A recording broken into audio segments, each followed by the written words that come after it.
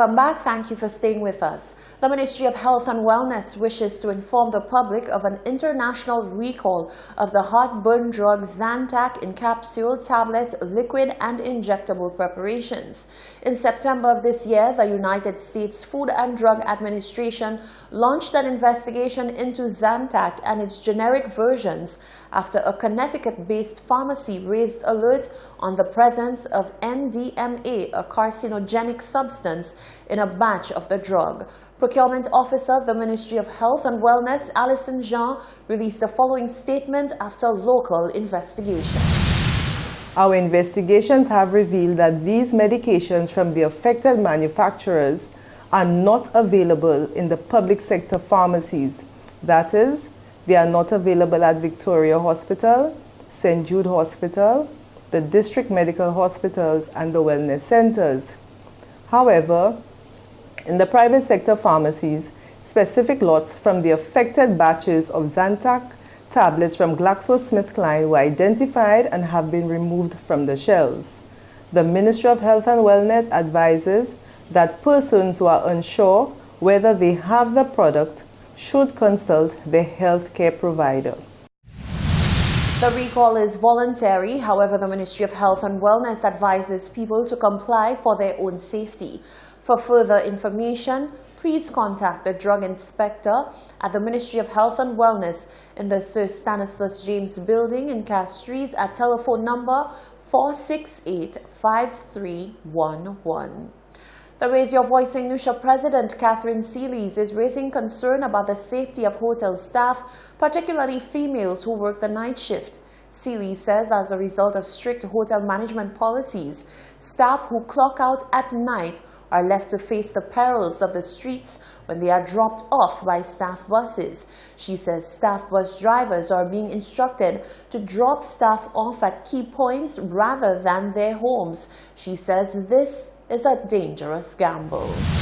On any given night past the hour of 11 p.m., a drive past certain areas, including the Moshi Gap and key spots in the Castries Basin, hotel staff will be spotted in small clusters trying to make their way home after a long evening shift.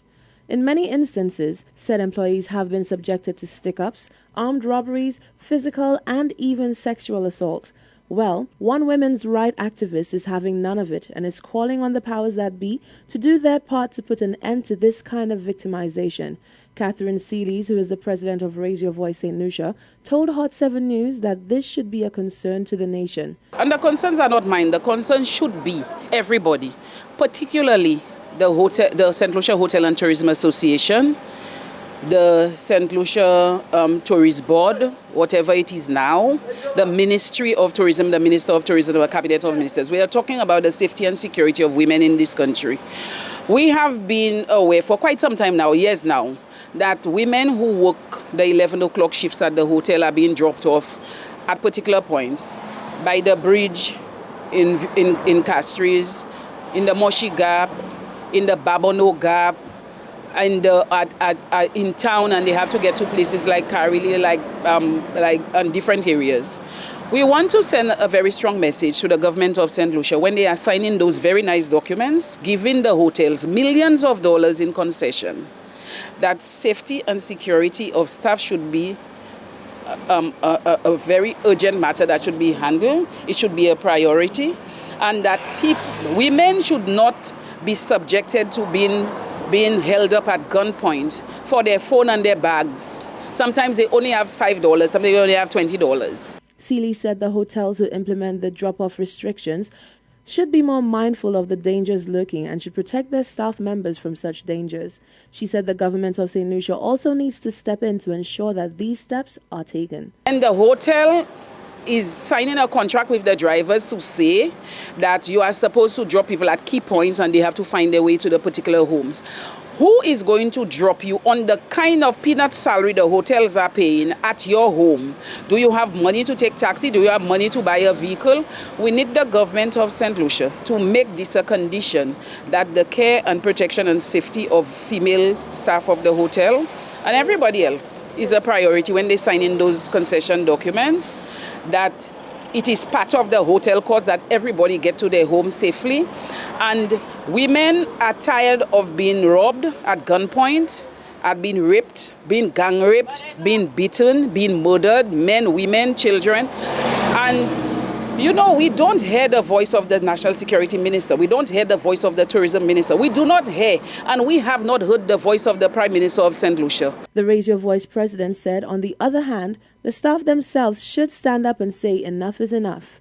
It is about time that women in St. Lucia, who make up the majority of the electorate, demand something for their votes. Election is on its way. Women need to stand up and demand the government do their job so that they can be motivated to vote. Workers in the tourism industry make up the majority of the island's workforce. Reporting for Hot 7 News, I'm Rochelle Gonzalez. One minibus association is speaking out against police brutality involving minibus drivers. Thomas St. Louis of the Grosley Minibus Owners Association says whilst he holds tremendous respect for the officers of the Royal St. Lucia Police Force, he cannot stand by and ignore the rising cases of police using heavy-handed tactics against minibus drivers. St. Louis says it is simply unacceptable. A Wednesday afternoon incident which involved a plainclothes officer and a minibus driver of the Castries View Fort route has spurred other minibus associations into speaking out about police brutality. According to witnesses of the incident, the bus driver was arrested by the plainclothes officer following a verbal exchange which went a step too far. It is being said that the officer drew his gun at the driver without identifying himself and then called for backup, leading to an arrest. In response to this, the drivers of the Southern Minibus Association banded together and halted their services in both Castries and View Fort, demanding the release of their colleague whilst leaving hundreds of passengers stranded. Although the matter was eventually de-escalated on the same day, other associations have continued to speak on it, including the public relations officer of the Grosley Minibus Owners Association, Thomas St. Louis. St. Louis, whilst lauding the work of the Royal St. Lucia Police Force, said there are times when they go overboard. What I would like to say firstly is we have some very good police officers that exercise their duty in a very professional way. I can specifically mention the Grosley Police Station. We have some really good officers there. However, we have some very disciplined minibus drivers as well. So for officers to come out and just exercise, a level of how should I put it, ignorance when it comes to the way they do their duties, I think this is something that is not accepted. Over the past few months, we've been having a lot of officers, pulling out their firearms on minibus drivers. I mean, minibus drivers are not criminals, you understand? I think when it comes to the firearm issue, this is a very serious offense. So I'm asking our officers to be more, calm in the way they do their things, be more diplomatic in the way they exercise their duties, and let's all of us work together to improve on the livelihood of all St. Lucians. St. Louis said he has not been immune to police heavy-handedness as he recounted a run-in that he had with a police officer. Just last week, we all know on a Monday morning how the crowd is accumulated on the Grosley bus stop. Of course, I came to pick up a load of passengers. We all know on a morning when there's no buses around, passengers are running towards the buses. It's out of control. So there was this officer at the back of me. I was trying to maneuver my vehicle on the side of the queue so I can pick up my passengers. The man came out of his vehicle in such an aggressive way and telling me, drive on the side, man. So I'm saying to the officer, but officer, there are passengers all in front of me. When I drive in front of towards the side without due care and attention and I break somebody's legs, who you put it in trouble? The man was so aggressive. He came by my door. You want me to arrest you? You understand? Pull up on the other side. So I'm saying, officer, use your influence and your power to have the commuters pull up on the side so I can pull off the road. You understand? The officer wasn't saying that. Is lock your door and pull up on the side. Pull up on the side, I tell you. I say, officer, if I'm pulling up on the side, I have to do it with due care and attention because I don't want to hit anybody. He was so upset. It was just out of control. St. Louis said he was convinced that the officer was possessed. He said he found it difficult to understand how someone who is meant to be a level-headed professional could behave in such a manner. Reporting for Hot 7 News, I'm Rochelle Gonzalez. Veteran educator and former politician Gaspar Charlemagne was laid to rest on Friday. Gaspar Charlemagne was a devoted educator. He also had a passion for politics and community work. The two saw him serving in many community groups and organizations and becoming a candidate for the United Workers' Party in the 2006 general election. Although he was unsuccessful in his bid to become the MP for Soufrière, he was made a senator by then Prime Minister Sir John Compton and served as Junior Minister for Education and Culture. The president for the Ayanola Council for the Advancement of Rastafari, Aaron Alexander, notes that Charlemagne was also a great friend to the Rastafarian community. On behalf of the Rastafari community, we express our deepest condolences to the family of the late Gaspar Charlemagne, who passed away recently, and his funeral is taking place tomorrow. We have dispatched our treasurer, Brother Paul Francis, also known as Ras Levi, to represent the council at the funeral. And of course, Mr. Gaspar Charlemagne is well known within the Rastafari community for all the assistance he granted to our community over the years. Assistance as far as providing for some of our children, our Rastafari children, paying CXC for some of them, ensuring that they had school books to attend school, assisting certain Rastafari families in the Miku, Margretut area. At one time, Mr. Charlemagne being the junior minister in the Ministry of Education and Culture, he also pushed very hard for the Rastafari community to take charge of the emancipation event from the CDF. So Mr. Gaspar Charlemagne was no stranger to the Rastafari community, and we extend our thanks immensely to all what he has done for the Rastafari community. Charlemagne was also a former teacher, principal, and education chief. The ICA president, Aaron Alexander, says the entire Rastafarian community mourns the loss of this great man, and they are all deeply saddened. A St. Lucian woman who the world saw being tackled to the ground and manhandled by police in Dallas while she took part in a peaceful protest has found her voice and is using it to highlight a major problem in the U.S. Sophia Paul was arrested for obstruction of a highway or passageway and was released from jail on a U.S. $500 bond. At the same time, a U.S. national reveals that Botham Jean's death has not been in vain and that it has sparked a sense of hope. Rochelle Gonzalez reports. If it is as they say that everyone has a purpose on the earth, then Botham Jean is seemingly fulfilling his through his untimely and tragic passing. The 26-year-old who was shot and killed by former Dallas police officer Amber Geiger on the night of September 26, 2018, spurred up a conversation as well as a movement which thrust the issue of police brutality in the United States even further into the forefront, and with that, he gave St. Lucia a face and a voice. On Wednesday, the 2nd of October, when Geiger was handed a 10-year prison sentence for Jean's murder, another St. Lucian was placed in the spotlight after she was arrested by Dallas police for protesting what she thought was an unfair sentencing. Sophia Paul was arrested for obstruction of a highway or passageway. However, a viral video of her arrest showed her getting manhandled by police who did not hesitate to use brute force to take her down. On Tuesday, October 15th, Paul exercised her right to speak out about the incident when she made this statement. Star Paul, I didn't give my correct name because I don't feel safe. I was the St. Lucian who was brutalized for protesting for this exact reason in Dallas. I have a problem. I came from Arlington to come here to Fort Worth because this issue has nothing to do with Black Americans. It has to do with black skin. I am not a U.S. citizen, and I don't ever want to be. Because your country has a serious problem. I can echo everything that everybody else said here, but it doesn't matter because you guys don't seem to be listening. You guys don't seem to care, because if you did, you would make some steps to show us that you actually care, or to show them, rather, that you actually care. I have an out. I can go back home and I'll be safe at home.